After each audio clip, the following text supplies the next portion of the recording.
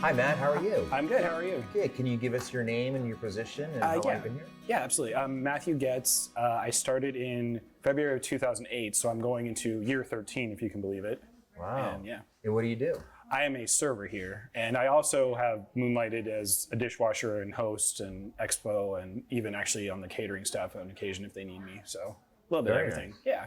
So, how did what's your background in food service? I mean, how did you come? Well, as a teenager, I actually started in fast food, Wendy's and McDonald's and a couple other places. And, it wasn't really for me. There wasn't enough interaction, and it was, a little scary, a little fast paced, and just not really my cup of tea. So when I got out of that, I was still looking to be in food service, but I thought something more full service would fit my needs better. So when I started applying, looking for server jobs, I had not actually heard of this place or knew even what it really was. But when I saw a position that needed to be filled, I went ahead and did the application, and they called me back about 3 days later and got into the orientation, and the rest is history, I guess. I know, like with fast food, it's like a very transactional type thing. Right. It's also quick, and the interactions are so fast. You don't really get that one-on-one experience, which is probably the best attribute of this place. Is like these people know me by name, I know them by name.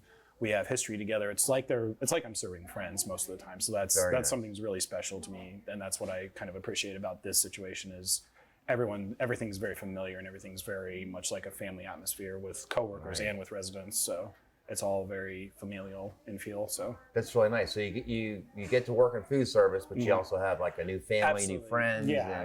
It's a really great situation. Yeah, it's a really great situation to be in because everyone is incredibly friendly and really appreciative of what we do here. We got cards throughout COVID and just thank you notes all the time from residents of how grateful they were for us staying open and doing to-goes for them and stuff like that. We delivered to upstairs for a while during COVID too, so it was a good situation, and it was great to see that appreciation from them and how grateful and appreciative they were of all that. That's really nice. Yeah.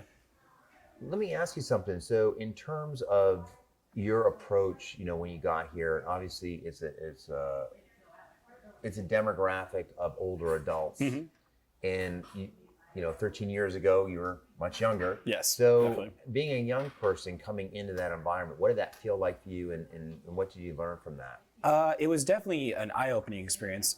It was great for me in a lot of ways though, because 2 years prior, I just lost my last of my surviving grandparents, biological grandparents. So there was kind of that hole missing of that wisdom from that generation and that interaction from them and just the way they approach things and just the stories they could share. I was kind of missing that.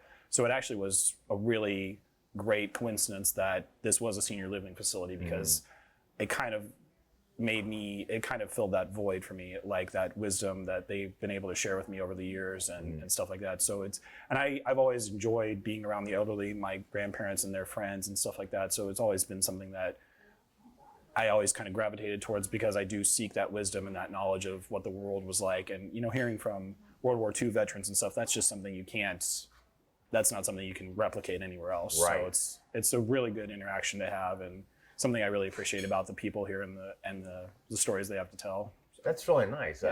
What advice would you give young people that might be looking at this world to come into to work in? I would say definitely look into it.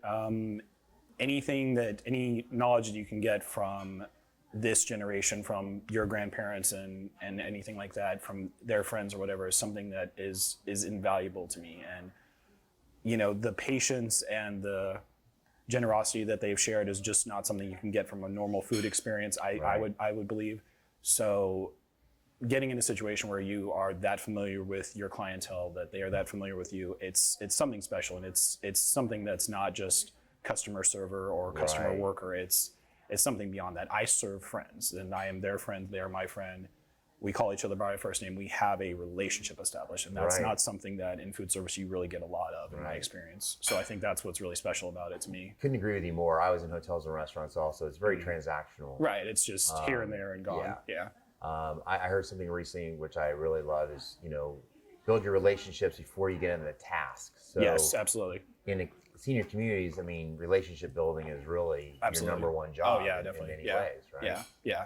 I feel like if I put them at ease and they know that they can depend on me for their food needs. But also, I mean, I've fixed cell phones. I've gotten rid of text messages. I've done a little tech support and gotten rid of emails. Just anything that they need. I feel like if they're more at ease, then that just makes the whole situation a lot smoother for both of us. They trust me more. I trust them more, and they're more patient that way. If their food is running a little bit late or they're behind a group or something, they're going to understand more if it's coming from a friend and I'm telling them, hey, this is why this is happening, rather than someone they don't really know that well. Sure.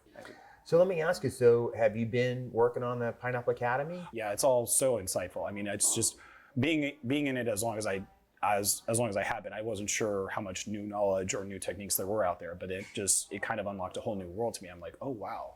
And it's stuff that I knew but needed kind of clarification on. Right. Was the situation. It's not like it wasn't something I'd seen before, but it was just put in such a new way, in such a insightful way that it made it really clear to me. And those are, it's user-friendly videos that I'm not bored to watch. It's something that I can actually enjoy doing, and that doesn't feel like something I have to do. It's actually something I can enjoy watching, get some insight, learn something. Yeah, and I have something to take away that I can bring here in everyday use and actually make my job easier. And what's really refreshing too is to hear. I mean, you're a veteran person. I mean, you've been around the block, working in a lot of places, been here a long time. So to hear someone like you say that means a lot. So I appreciate that. Yeah, that's why it's so.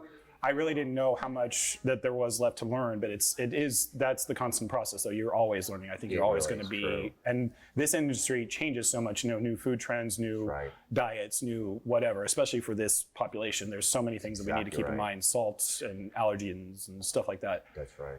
So it's good to have something like that, a training module like that is so insightful and so up to date that it's really kind of keeping up with the times and actually making us better at our jobs here and now for our situation in this environment.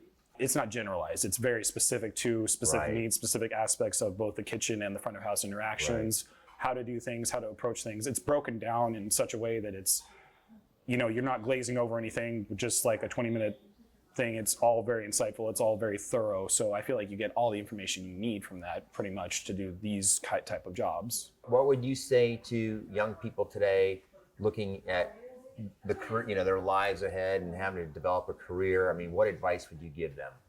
If it was food service, I mean, it's definitely like an industry it's never going to go away. People always want to eat. People are always going to interact. And food is something that brings people together. So I feel like this industry is always something that there's a lot of possibilities in, whether you have a passion for making food, preparing food, owning a restaurant. All of that is out there for you. And it's a great opportunity because it's something that you can do with a lot of passion and with a lot of heart, and you can make some really great friendships and long-lasting relationships from it. So I think that's all you can ask for in a career. So I don't know how you could do much better than that in my mind.